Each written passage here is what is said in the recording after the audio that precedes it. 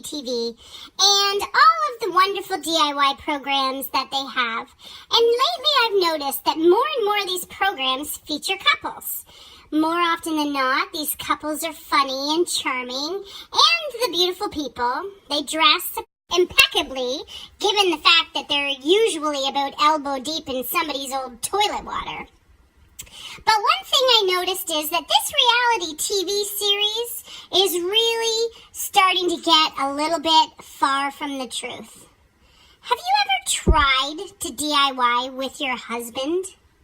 I don't know what happens at your house, but in my house, forget DIY. You couldn't even change a light bulb in here between myself and my husband without starting World War III. And what's left unsaid is easily interpretable by just simply viewing a scowl or an eye roll. So what I'm thinking is that HGTV should really step up the reality TV game and feature some real-life couples on their DIY shows.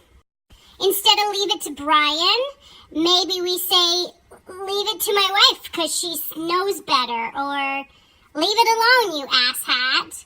Or instead of flip and flop or flip or flop, we say flip or get the fuck out, or flip or fuck off, or, well, that one might be a little harsh. You might want to work on that one. But I'm sure you HGTV execs have a whole crew of people who could wordsmith these into being something a little more appropriate. And I'm sure that there are hundreds of thousands of couples who would love to watch somebody else's drama unfold on TV and see what it's really like when you're trying to lay a hardwood floor around screaming kids and dirty dogs.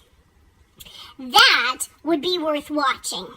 And, dare I say, I would volunteer to be the first one on it. Because I think the jig is up.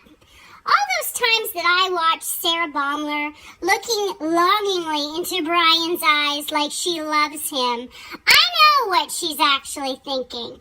She's remembering all those times he pushed the deadline out for the project and left her scooping dirty water with buckets in her kitchen while he traipsed off to some Lowe's show in Winnipeg.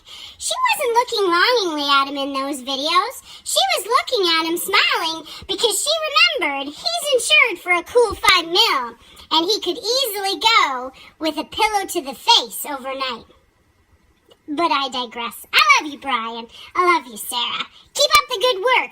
But can we have a bit more arguing? Because remember, there's that stupid yogurt friggin' chandelier you keep hitting your head on. And I know you want to swear about it, Brian. I know it.